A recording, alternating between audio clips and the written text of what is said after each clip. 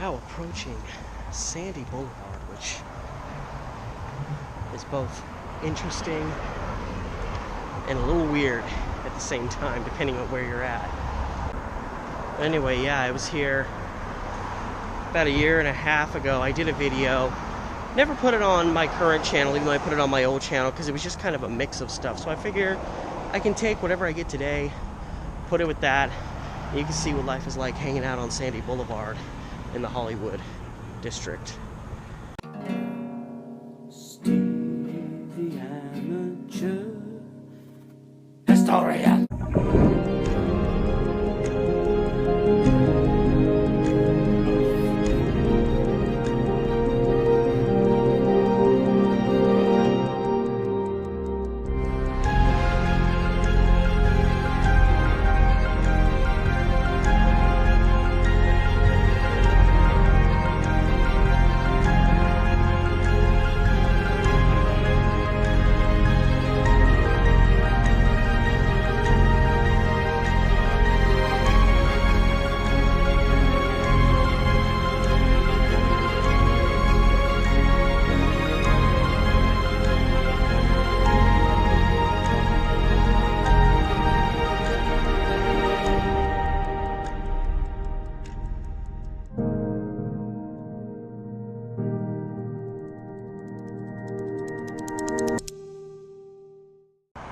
If Foster Road is like the dickhead of Portland, then Sandy Boulevard here is the asshole of Portland.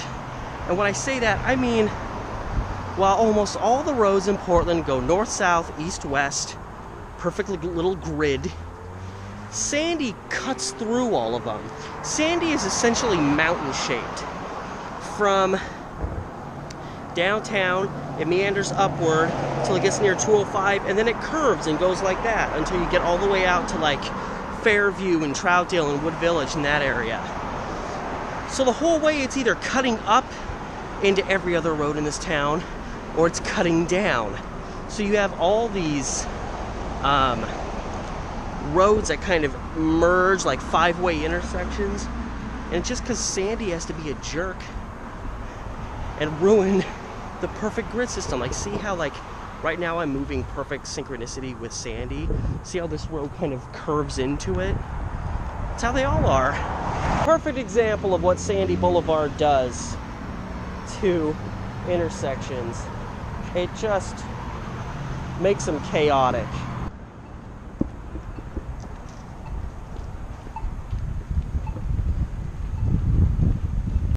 Uh-oh.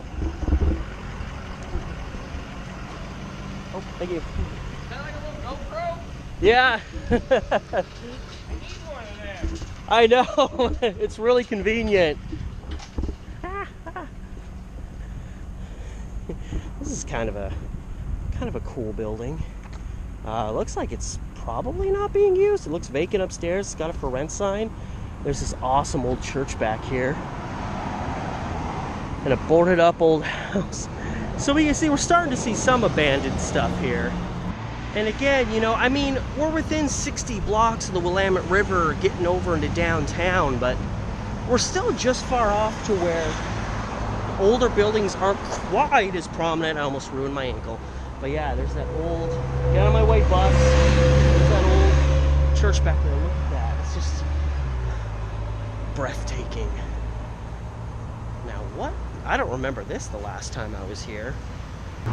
Garage sale. Now what do we got here? The Charles B. Merrick Memorial, 1916. And a place for a good old-fashioned sip. Well, you know what? I'm getting thirsty.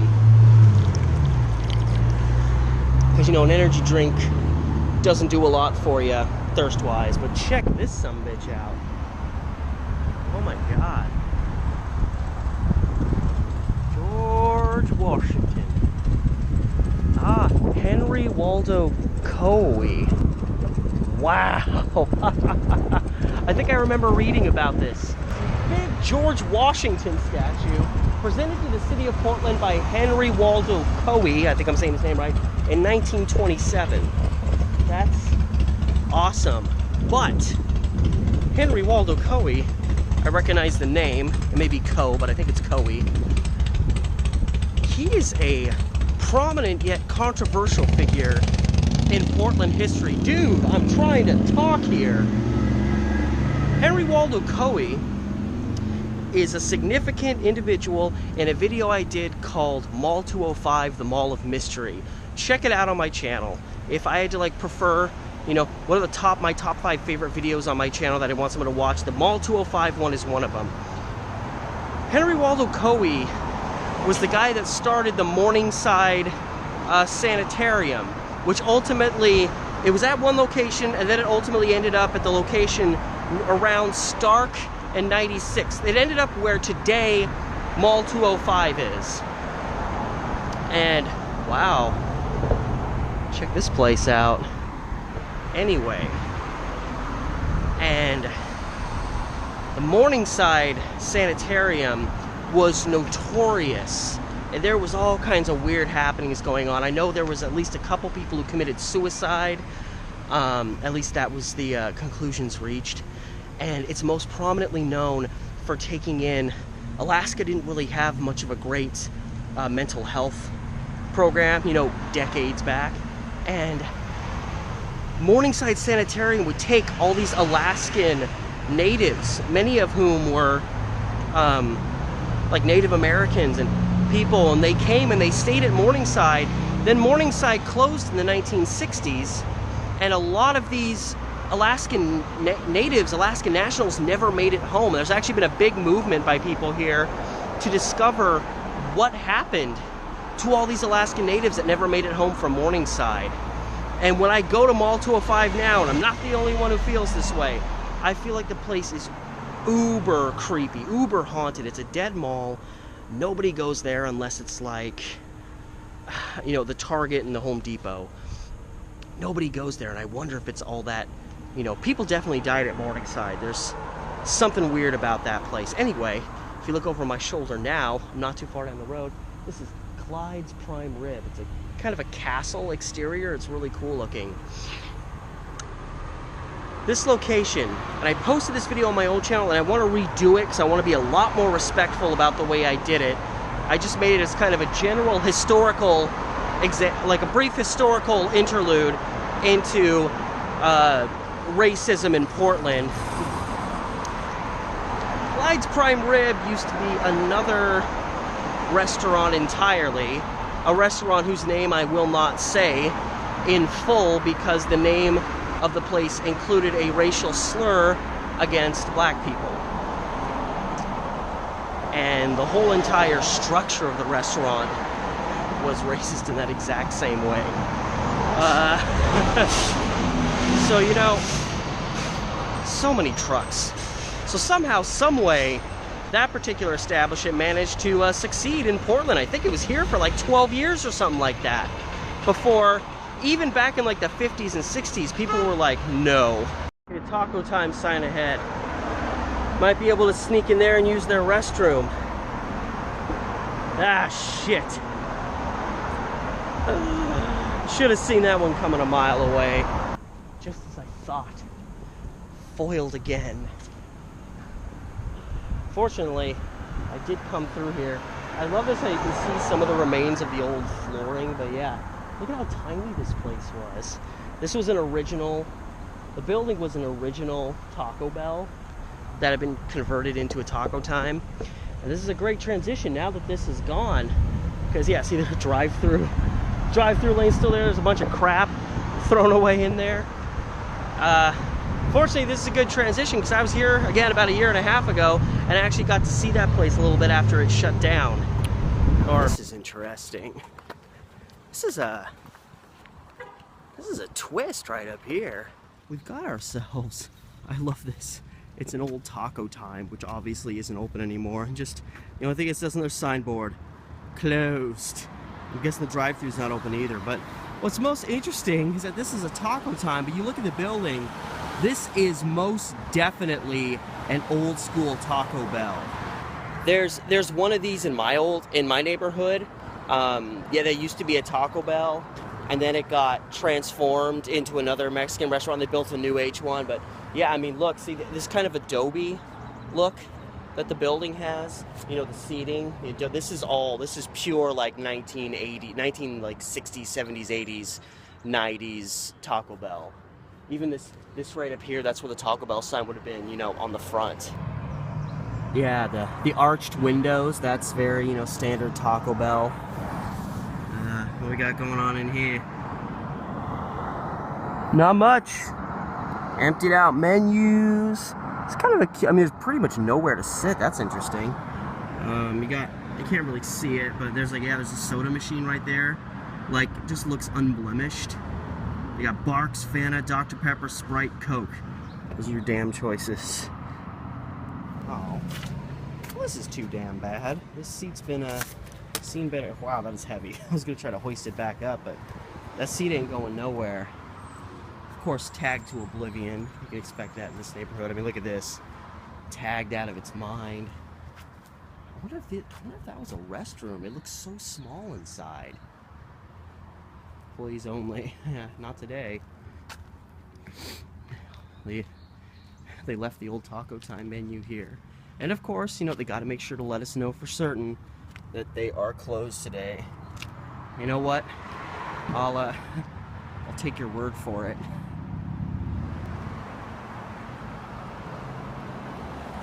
Want to know another interesting fact about Taco Bell's history? The original Taco Bell, located in California, it's kind of closed down, but the building's still there. Pictures have been taken of that Taco Bell, and you can see another Taco Bell behind it, like a block away. There's a Taco Bell. It's like the Starbucks of California. Oh, I can't believe it happened. I didn't even hear about it. Yeah. You see this Portland clinic behind me? That's where the Rhinelander was. They fucking tore it down. I knew they were thinking about it, but shit, I didn't know they were actually gonna go through. The only reason I know is because I knew it was close to that Taco Time, and it got bought by Gustav's, and there's a Gustav's parking, or a sign here that says that this parking lot here is for Gustav's parking, and that was parallel, trying to block you from the wind, across the street. So they fucking did it. They finally demoed my frickin' Rhinelander, which was a, you know, kind of German themed restaurant. It was fantastic. People would come up to you and sing to you. I remember me and my parents came here on my parents' wedding anniversary, and this woman, she was a singer here, you know, it's all part of the show. She came up, she came up with this guy, and they started, you know, doing their performance, and the woman, like, walked up to my dad and started doing this, like, mock song. Like, she grabbed his hand and was, like, serenading him, kind of, but it was all very, like, oh, please take me away, you know, whatever. And I lean over to my mom, because I'm freaking out, and I'm like, Mom, she's trying to take Dad away. Could not see the joke. The whole humor of the whole thing just went over my head. Here we are, 48th and Sandy, and we've arrived at the Ambassador. And you don't mess around with the Ambassador. Now, I'm probably gonna butcher the story, but apparently there was, I don't remember the names, I don't remember the details, but there was this kind of couple. And if I remember it correctly, the husband's wife was cheating on him with another woman, and he got pissed, I guess understandably, and they were here at the Ambassador together, you know, the two, his wife and, or I think it was his wife, his mate and her girlfriend, the other woman.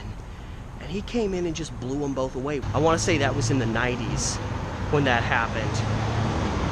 If that story's way off, I'm gonna put up a title that fixes the details to verify everything for you right now. Alright, so after kind of throwing details together and kind of butchering that story back together that I heard once a long time ago, I actually found an article description on it, and it was pretty much accurate, but I wanted to give you the detailed story. This is from a Portland Monthly article, so Portland Monthly, you've been credited, titled Sandy, Burnside, 2 streets at the heart of Portland's east side, and 3 grisly murders. that reveal their history. Works just fine for what I'm here to talk about, and they have a little bit where they talk about the ambassador and how kooky it is.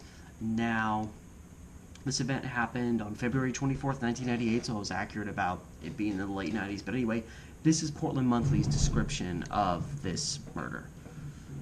On Tuesday, February 24th, 1998, the vibe was subdued but still busy. Jacqueline Anderson, 29, was in the middle of a breakup with her boyfriend, Eric Running, 47, 18 years older, who had a history of heavy alcohol and drug abuse. Around 8 p.m., their argument escalated and Running stormed out. Anderson soon called her close friend and sometimes lover, Barbara Gilpin, 44. So she liked her lovers older. Can't blame her. Who joined her for dinner and drinks. But around 11:15, Running returned, demanding that Anderson come outside. This can't be good. I'm going to kill you, he told her, slicing a finger across his throat. Anderson shrugged. I don't like him very much anymore, she told the bartender as she carried drinks back to the pool area. After retrieving a shotgun from somewhere outside, Running shot Gilpin as she was crossing the bar towards the entrance, so he shot the lover. Anderson remained calm and simply asked, are you going to kill me too? Running shot her twice at point-blank range and added one more round to Gilpin's body. And that is Portland Monthly's description of what happened. Cold-blooded. We're walking by all these old historic buildings. We're kind of getting to more of the hip area of the Hollywood. This Hot Lips Pizza used to be a movie theater. And I know that to be true because initially I thought this building here was the movie theater. I don't know why, but I did. Here's the grand reveal.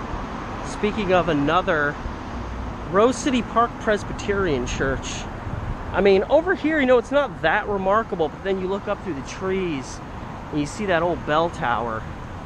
That yonder is badass. Look at that.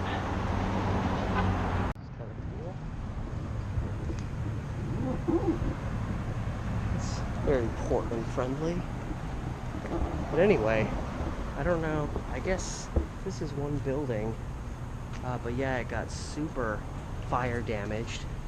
They think that there's reason to believe the fire, I haven't heard updates, but there's reason to believe this fire was racially motivated because the proprietor of this building is this very Arabian themed rib place.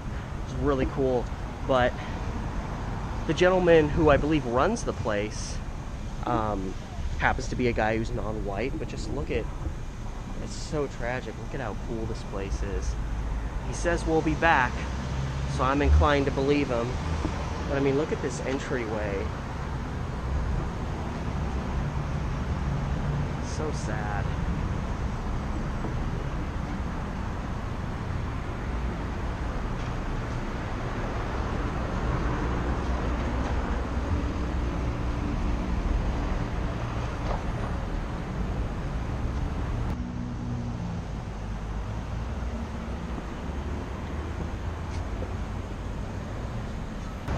And in terms of this Rio's Ribs place, according to my girlfriend, who is in the know, the gentleman that runs that place that got fire damaged is like a close relative of Snoop Dogg, which I probably want to verify that for certain, but if my girlfriend says it's true, then I am more than prepared to believe her.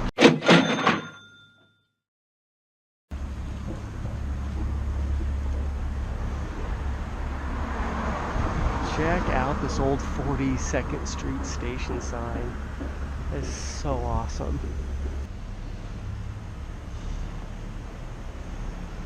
You see this whole building's got kind of this Art Deco, sort of Art Deco look to it. Damn. So I think this is like this is a building that's not being used right now, it looks like. I don't know. Looks like this whole building isn't being used. But yeah, Snoop Dogg. So we kind of jokingly are like, hey, Snoop, guy needs money, needs bills to get his business up and running again. Share some of the scratch. I don't know why I used the term scratch. I was trying to think of some interesting money term, and I failed miserably. And here's the beautiful Hollywood Theater. Probably the coolest theater in Portland, for its beauty and for the fact that it shows a lot of cool stuff. It's very seldomly a month that goes by where there's not something that I'm very enticed to go watch. So I'm in between Broadway and Sandy on 37th. And actually, I guess it's at the corner of 37th and Sandy, because no visit through the Hollywood district, or what is now kind of the western fringe of it, is complete without a visit to, I always called it the 7-Up building, because that was the ad that was on top of there when I was a kid.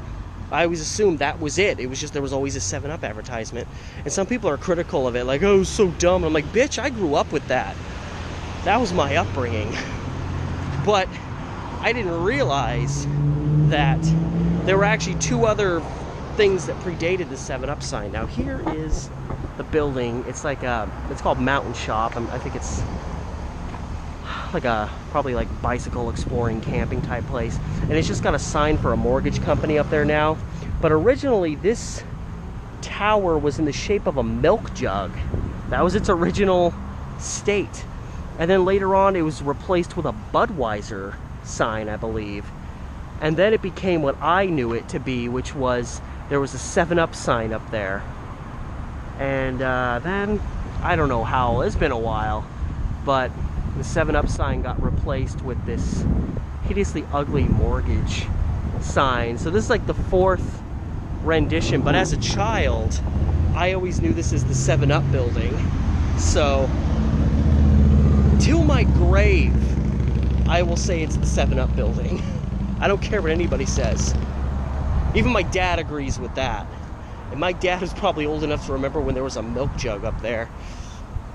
And I think there was a dude crossing the street, and he went up to the front door of the place, and then he kind of hid around the corner and was looking at me like I'm spying on your establishment. Calm the fuck down, dude. I'm a guy walking around with a exploring bag and a GoPro. I'm in a white t-shirt, and I'm in... What kind of a spy wears shorts that are neon green? Here's this mortgage company, and then right behind it over there's that tower that advertises for the company. God, I love these buildings. These are scattered all over Northeast Portland. These half a cylinder structures that I can't remember what they were specifically used for. I think buildings like that had a specific purpose, but I don't know. I've never really looked into it. I know my friend lived on Alberta Street, and she had one of these types of buildings next to her apartment house. There's actually a really famous, if you ever look up Alberta Street in Portland, one of the main pictures you'll see is this old Rexall drugs sign. I think it's like a drugstore chain on this particular building on Alberta. One of my actress friends lived in that specific building, and we actually shot a short film that was very like Japanese culturally themed, because I think she lives in Japan now, but she lived in Japan for like 10 years, moved back to Portland, got to know her a little bit, and then she's lived in Singapore. She's lived all over Southeast Asia. So I shot a film inside that building. It's like studio apartments now. And check this out. We have yet another Burger King that has unfortunately gone the way of dinosaur. Yeah, check that out. That is about as depressing as it gets. Burger King with a little bit of graffiti on it and just some little table, little benches just sitting out front. Blue and red, and I guess white graffiti. The American dream crash landing. And I joke, but at the same time, it is such a sad, random branches of fast food chains will close, they'll relocate. But I'll tell you what, I'm seeing fast food places closing down in this city hand over fist. A lot of KFCs closing, a few Burger Kings closing, and I'm certainly not going to hop the fence, but I can kind of meander around here. You can kind of take a look at the drive-through that's got wet floor signs out in front of it. Watch your head.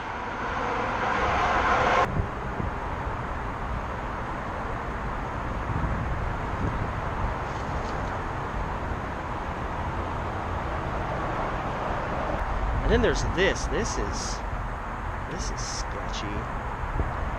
I think this just... Oh, shit.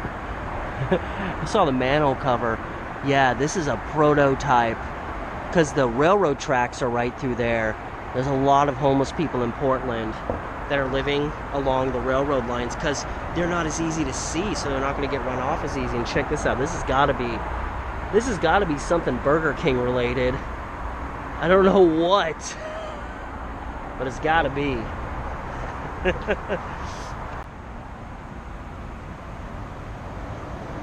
This will be a perfect place to leave off since I'm pretty much almost out of Hollywood. This building here was an old furniture store sign, or building. I just saw the sign and I'm like, sign? It was kind of really dilapidated. I don't know if it's being used right now, but it's been repainted. Which, I mean, why would you waste your time repainting something if you're not using the building anymore? So this is new, I think. So that's nice. But this is one I'm particularly happy about that we got here. I'm gonna put a video of this up eventually. They fenced off the parking, which is good. This is recently bought. This is the Gordon's Fireplace shop. Pretty much everybody who lives in Portland pretty much knows this as the Fireplace shop. But this originally were the offices of the I can't remember if it was just the Portland Housing Authority or if it was the Oregon Housing Authority, but they had offices here. And for a while this became an airplane parts factory during World War I, like 1916, 1917, 1918. And then ultimately it was, I heard that it was like a pasta factory. Ooh, forgotten lazy boy. Yeah, it was called like the Beaver State something or other. You can see a picture, an old picture of the backside of the building. You can see the name painted on there, but this is most iconically known as Gordon's Fireplace shop. Gordon recently closed down the business and alas passed away not too long after. And yeah, look at it, it's just all emptied out now. Yeah, look at that. They're starting to gut it. And but yeah, apparently whoever took ownership of this place, because I was very nervous that it was going to get torn down, whoever decided to take ownership of this place said that they are not going to tear the building down, that it's going to be reutilized probably as office space or store space. So that's possible. Wow. I came here about 2 years ago, and that was like a few little pieces of green life coming out of the building. And now it's like a baby tree coming out of the building. But yeah, here's the back side. This is the side that you usually see from the freeway over here. And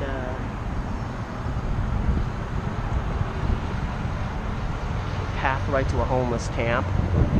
But yeah, right along the freeway. So hopefully this building, which is a little run down, will be around here for a good long while.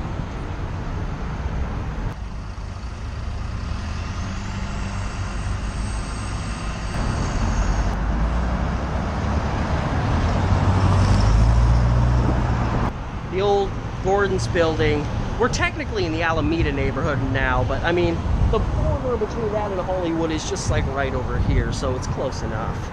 Anyway, hope you enjoyed that mishmash of insanity. Until next time, guys, this is Steve, the amateur historian. Oh, fucking A, you are durable. I just literally pulled you out of my pocket, you slipped out of my hands. Those yellow metal things at intersections. This screen here just took a header. It sounded like two rocks coming together. And you took it like a friggin' champ.